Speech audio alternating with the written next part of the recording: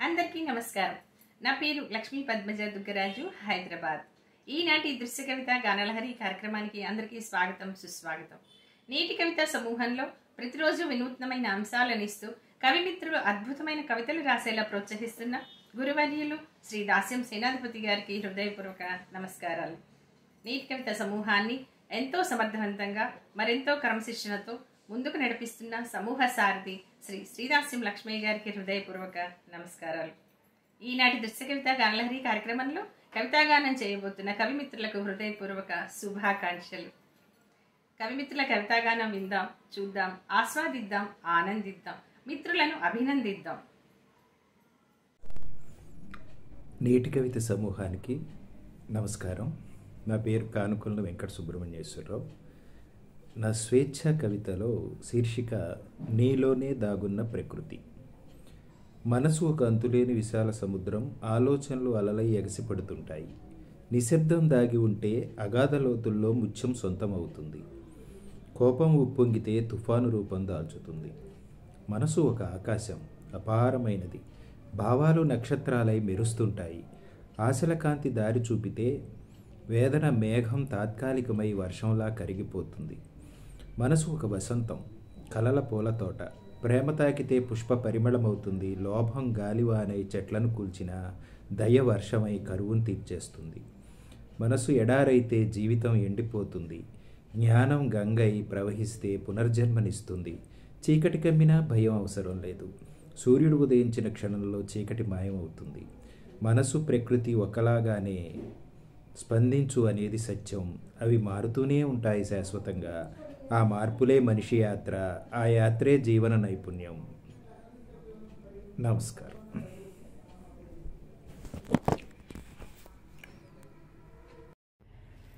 అందరికీ నమస్కారం. నా పేరు సత్యసుధ. ఈనాటి నేటి కవిత దృశ్య కవిత గానలహరిలో స్వేచ్ఛా కవితకు గాను నా శీర్షిక నిశ్శబ్ద శ్రావాలు. కనుల చుట్టూ మంచు కరిగిన చెమ్మ ఏ ఆర్ద్రతో గుండెను చుట్టుకుంది కాబోలు. గడ్డ కట్టిన శిలామానసాన్ని అభిషిక్తం చేస్తూ రూపాన్ని చెక్కినప్పుడు తెలియలేదు ఉలి సున్నితత్వాన్ని పదును పెట్టాలని. తీపి బాధ తొలిచినన్నాళ్ళు గాయం రాగంగా మారుతూనే ఉండాలని. మౌనమై నువ్వు వెలిసాక మనోమందిరాన అర్చనలు నిత్య పూజలయ్యాయి. నువ్వున్నావన్న నమ్మకం కాంతిని పులుముకున్న దీపమవుతుంది. జీవత్వం ప్రతిఫలిస్తూ నవ్వు నగిశీలు పెట్టుకుంటుంది. గుచ్చుకునే మాటల నొప్పి కన్నా నిశ్శబ్దాలు స్రవించే భావజాలాలు ఎంతగా బాధిస్తాయో రాలిపడిన ఎదురుచూపులు చెబుతాయి. కాలమంతా నీదయ్యాక నా కోసం సమయాన్ని కేటాయించే క్షణాలేవి? నన్ను నేను కోల్పోతుంటే మరుపు ఊబిలో ఊడిపోవాలని ఏదో తపన. ఎదురుపడిన గతాన్ని వెతుకుతూ రెప్పల వెనుక గీసుకున్న చిత్రానివి నువ్వు. గుండెలయను పలికిస్తున్న శిలాక్షరమై నీ పేరే ఆవహించే శ్వాసల ధూపంలో నిత్య సంకీర్తన ఆలకించావా? ధన్యవాదాలు. నేను మామిడాల శైలజ, అసిస్టెంట్ ప్రొఫెసర్, హనంకొండ. నేటి కవితలో భాగంగా నేను ఈరోజు చదవబోతున్న కవిత కలల నగరం. పగలు మసీదుల గొంతులు వినిపిస్తాయి.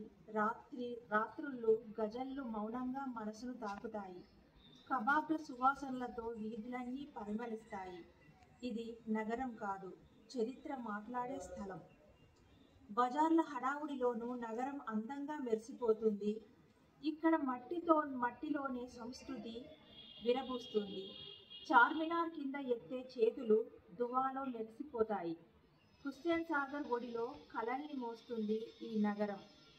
ఇది మతాల మధ్య గీతలు గీయదు, మనుషుల మధ్య బంధాలను నిర్మిస్తుంది. ఇది భాష కాదు, హృదయాల మధ్య సంభాషణ. ఇది పేరు కాదు, అనుభూతుల నగరం హైదరాబాద్.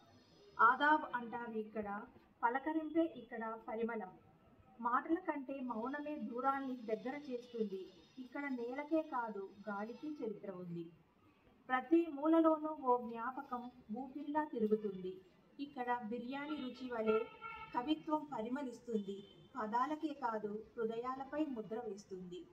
ఇది హైదరాబాద్ పలకరింపే సంస్కృతి. ప్రేమే ఇక్కడ మాట్లాడే భాష, పరస్పర విశ్వాసమే అసలైన సంపద. ధన్యవాదములు.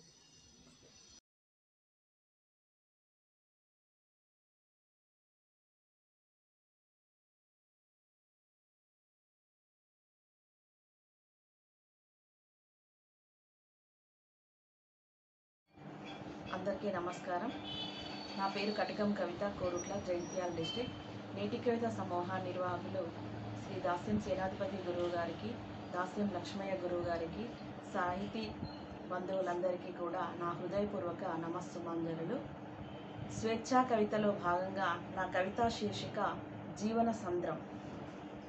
కలల పయనం కనులలో, అలల పయనం కడలిలో, ఆశయాల పయనం అంతరంగంలో, ఉవ్వెత్తున ఎగిసిపడే అలజడులు జీవన సంద్రంలో. అంతరంగ అంబుదిలో ఆరాటాల పోరాటాలతో, అంతులేని ఆటుపోట్లతో పడి లేచే కెరటంలా ఆశల తీరాన్ని చేరాలని తపనతో అనుక్షణం మది సంగ్రామమే. సంసార సాగరం కష్టసుఖాల సమ్మేళనం, సుడిగుండాల వలయములో అనేకానేక సమస్యల నిలయం. సముద్ర గర్భాన బడబాగ్ని దాగున్నట్లు మనిషి ఎదలో ఆర్ద్రతతో జ్వలించే సంఘర్షణలు కోకొల్లలు. నిరంతర సాధనతో కెరటం ఆదర్శంగా, ఆత్మవిశ్వాసంతో అవరోధాలు అధిగమిస్తూ ఆనందాల ధరిని చేరడమే జీవన అంతఃసూత్రం. ధన్యవాదాలు. నమస్తే, నా పేరు భవాని, ఊరు అనంతపురం. కవితా శీర్షిక సమ్మతమే అంతా. ముందుకే ఏగు చరణానిది బాట ఏదైతేనేమి, ఊరిమినే ఇచ్చు విజయానిది పలుకు ఏమైతేనేమి, కన్నీరు తుడుచు చేతిది వర్ణము ఎలా ఉంటేనేమి, గర్వమును అనచు జ్ఞానానిది ఏ చదువు అయితేనేమి, అభివృద్ధిన సాగే చూపుది మార్గం ఏదైతేనేమి, నీతికే నిలబడి మనిషిది జాతి ఎక్కడిదైతేనేమి, వరాలనిచ్చు వేలుగుది పేరు ఏమైతేనేమి, శాంతినే కోరు మనసుది నినాదం ఏదైతేనేమి, నవ్వులు చిందించు పువ్వులది ఏ నందనోద్యానవనం అయితేనేమి, బంగారు భవిత గల బాలలది బడుగు బలహీన వర్గాలైతేనేమి, మమతనే చూపు మనిషిని కులము ఏదని అడగవలదు, సమతనే చూపు మనసుది మతము ఏదని వెతకతగదు, మమతనే చూపు మనిషిది కులము ఏదని అడగవలదు, సమతనే చూపు మనసుది మతము ఏదని వెతకతగదు. తలను వంచే భీరువులను ఎంతటి వారినైనను విడవవలెను. నాకు నచ్చినదల్లా ఒక్కటే, మనసున్న మనిషిగా మనుగడ సాగించడం. ధన్యవాదాలు. అందరికీ నమస్కారం. నా పేరు డాక్టర్ బి సుధాకర్, సిద్దిపేట. నా కవితా శీర్షిక ఉద్వేగాల గూడు. ఏడ్పుతో మొదలయ్యే జీవితం ఎన్నో ఉద్వేగాలను పోషిస్తూ మరెన్నో అణుచుకుంటూ అదుపు చేయాలనే ప్రయత్నంలో కాలాన్ని అనుసరిస్తుంది. బంధాల తీగతో ముడిపడి బందీగా మారి అనుబంధపు పూలతో పరివార కోటలో పరిమళాలు వెదజల్లుతూ కడలి తరంగాల వలె కదులుతూ పోయి ఆటుపోటుల ఆటలో అంతిమ విజయంగా దుఃఖంతోనే ముగుస్తుంది. బతుకే ఒక సంఘర్షణ. జీవితం వడ్డించిన విస్తరి కాదు. సమకూర్చుకుంటూ సాగటం, కష్టాల హార్డిల్స్ దాటుకుంటూ హోర్డింగులు బొమ్మలవ్వటం ముళ్ళబాటలో నడకలాంటిదే. సుఖదుఖాలు దాగుడు మూతలాడుతూ ఒకటుంటే మరొకటి దూరమై ఎప్పుడూ ఒకటే తోడు నడుస్తూ రెప్పపాటులో రేఖలే మార్చేస్తుంటే భావోద్వేగాలు తెర మీద చిత్రమై ప్రదర్శన ఇస్తాయి. ధన్యవాదాలు.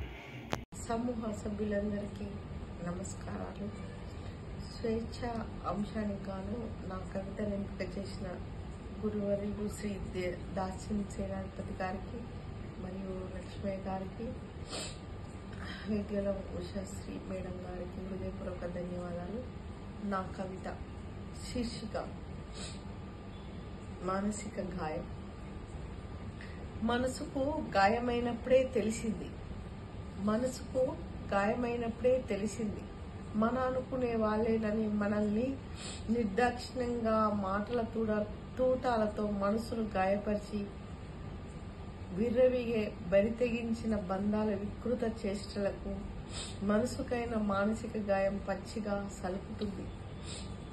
నిశ్శబ్దంగా శబ్దం బయటకు రాకుండా నీ బిడ్డ కులం కానివాణ్ణి చేసుకున్నదని అమ్మను పెళ్లిళ్లకు పిలుపులు ఇవ్వనప్పుడు అమ్మ కళ్ళల్లో నిలిచిన కన్నీటి పొరను ఎవరికి తెలియకుండా తుడుచుకున్న కొంగులో దాగిన బడవాగ్ని అమ్మ గుండెను కత్తితో బరబర కోసినట్లు నరక యాతన పడ్డ క్షణం మానసిక రంప కోతపై అమ్మ తన బిడ్డపై ఉన్న ప్రేమ కవచంగా మారింది. ఎవరో బయటి వాళ్ళు చెయ్యరు గాయాలు. గాయం తనువుకు అయితే ఏదో ఒక మందేసుకొని మాన్పించుకోవచ్చు, కానీ మనసుకు గాయమైతే మాన్పటానికి చల్లని స్పర్శ గల ఆత్మీయ స్వర పలకరింపులు కావాలి. అప్పుడే మానసిక గాయానికి మాలాం దొరుకుతుందేమో. Thank you all. నేటి కవిత సమూహ సభ్యులందరికీ నమస్కారాలు. సావిత్రి రంజోల్కర్, నవి ముంబై. స్వేచ్ఛా కవిత అనే అంశంపై అత్యుత్తమంగా ఎన్నిక కాబడిన నా కవిత శీర్షిక విరించి విశేషాక్షరాలు. కనిపించని బ్రహ్మరాతలు మన తలరాతలై జీవితపు మగ్గానికి కలనేతలై బతుకు వస్త్రాన్ని కట్టబెట్టి మానవతా రంగులద్దే కుంచెలై అంచెలంచెలుగా కాలచక్రపు కాన్వాసుపై కుదురైన బొమ్మలుగా తీర్చిదిద్ది కష్టసుఖాలు అనే పటంలో తిష్ట వేస్తాయి. ముప్పుల నుండి బయటపడే మార్గాన్ని ఎంచుకోమని అంతరాత్మ అనే గురువుతో పాఠాలు నేర్చుకోమని చెబుతాయి. రంగుల మనుషులమై పటంలో కూర్చున్నాక పట్టు మనదేనాయే, వింటామా ఆ తలరాతలను? నీటి మీది రాతలని కొట్టిపారేసి ఎక్కడ కనిపిస్తున్నాయని ఎద్దేవా చేసి మనకు మనమే తలరాతలు రాసుకొని అయిన దానికి కాని దానికి రాసుకొని పూసుకొని తిరుగుతూ గద్దెనెక్కిన అధికార పార్టీ నేతల్లా చేసేది తక్కువ, బొంకేది ఎక్కువ, అదే న్యాయం, అదే వేదం అనే వాదంతో మానవతా వాదాన్ని మంటగలుపుకుంటాం. జీవిత చిత్రానికి బురద చల్లుకుంటాం. నీటి మీది రాతలు కానే కావవి మనసనే శిలా శాసనంపై ఉమ్మనీటితో రాసిన మానవతా బీజాక్షరాలని అనుక్షణం మనను మంచి దారిలో నడిపించే విరించి విశేషాక్షరాలని తెలుసుకుంటే బతుకు చిత్రం ఒక కళాఖండమై నిలుస్తుంది, 10 మందికి కనువిందు చేస్తుంది. బతుకు చిత్రం ఒక కళాఖండమై నిలుస్తుంది, 10 మందికి కనువిందు చేస్తుంది. ధన్యవాదాలు. పునఃస్వాగతం. మిత్రుల కవితాగానం విన్నారు కదా, ఆస్వాదించారని ఆనందించారని భావిస్తున్నాను.